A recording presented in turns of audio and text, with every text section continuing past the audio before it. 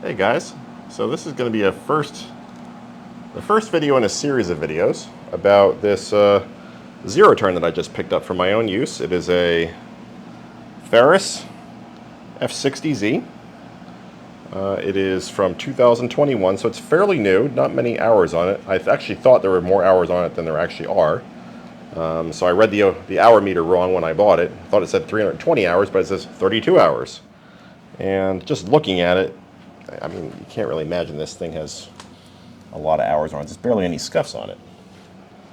So this particular machine has the Kawasaki FX600V, 19 horse commercial engine with the heavy duty fancy air cleaner. It's got the Hydrogear ZT3100 hydrostatic drives, 2 fuel tanks.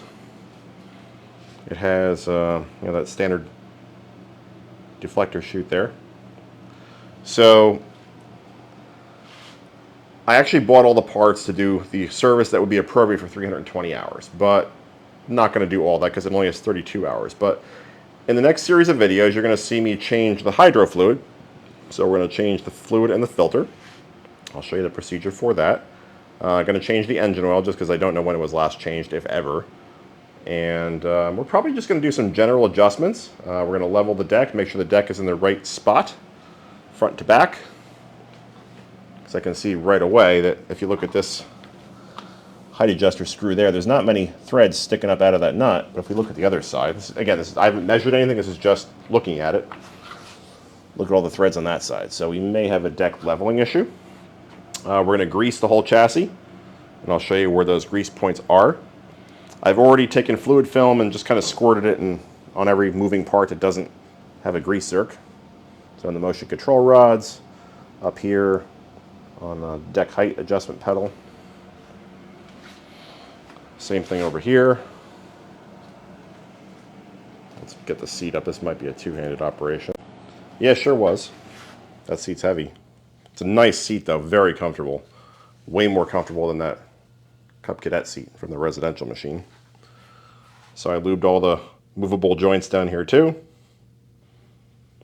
We're going to change the fuel filter, spark plugs. Again, it's overkill for 32 hours, but why not? And there's our hour meter. It's 32.1 engine hours, so that's what the E stands for. There's a better shot of our hydros down there. Hydro oil tanks there and there.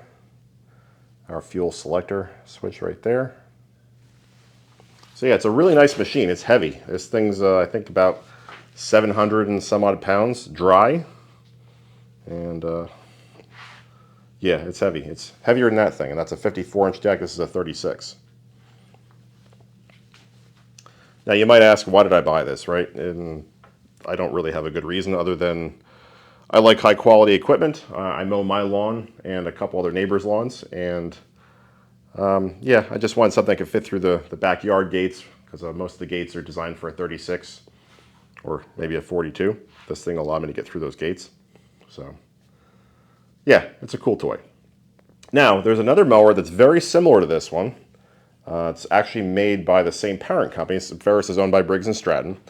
So the Snapper Pro S50XT is essentially the same machine, I think with slightly different fuel tanks and a seat that's not quite as comfortable. So if you're looking for a machine that's slightly less expensive, that might be a better option. I couldn't even pick one of these up new if I tried in my area today. So I don't know if there's like a supply chain shortage or what, but I called dealers wanting to finance one, couldn't get one anywhere. So I decided to look on OfferUp and found this one. So I guess that's that. I picked this up when the parts start arriving. I have oil on order. I'm going to use 15W50 Mobile 1. I got an oil filter on order. Spark plugs, like I said, air filter, fuel filter. Again, all premature, but this is in the spirit of just walking you guys through some routine maintenance. So that'll probably happen in a couple days. A couple things to watch out for when you're buying one of these.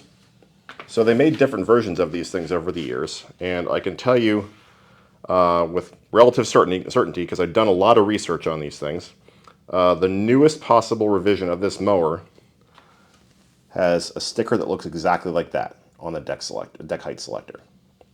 especially those gray marks, those gray bands. Okay, so if yours does not have that, it's a very, very slightly older revision, maybe a year or two older. Now, if you don't see this knob here, and if you loosen that knob, that'll allow the floor pan to come up and you can get easier access to the spindles and whatnot. If you don't see that knob, it's a much older version, probably 2015, 2016 or older. Another thing they changed over the years is the shape of the deck. So you see that corner piece right there? On older versions, that piece is not angled like that, it's straight out. So the front of the deck is almost square, but not quite. Now, just looking around, I am not exactly sure how to do an oil change in this thing. So we see this oil drain tube sticking out the side and that little holder, but that's not really long enough to go anywhere where you could get a drain pan. At least it doesn't look like it. So that's going to be interesting. It doesn't look long enough to like reach down to where the muffler is and become accessible. Maybe I'm mistaken. Hopefully I am. I wasn't mistaken. It's not long enough to reach there, but I think it's probably long enough to reach down there. You could see a space between, I guess, the hydro pulley and the ground. Yeah, it's not really long enough to reach down there either, so that's not a terribly good design from a maintenance perspective. But we'll get into that more once the parts arrive. Anyway, enough babbling. So hopefully you guys found this intro somewhat amusing, and stay tuned for future videos about this tractor. It looks like it's going to be a fun machine.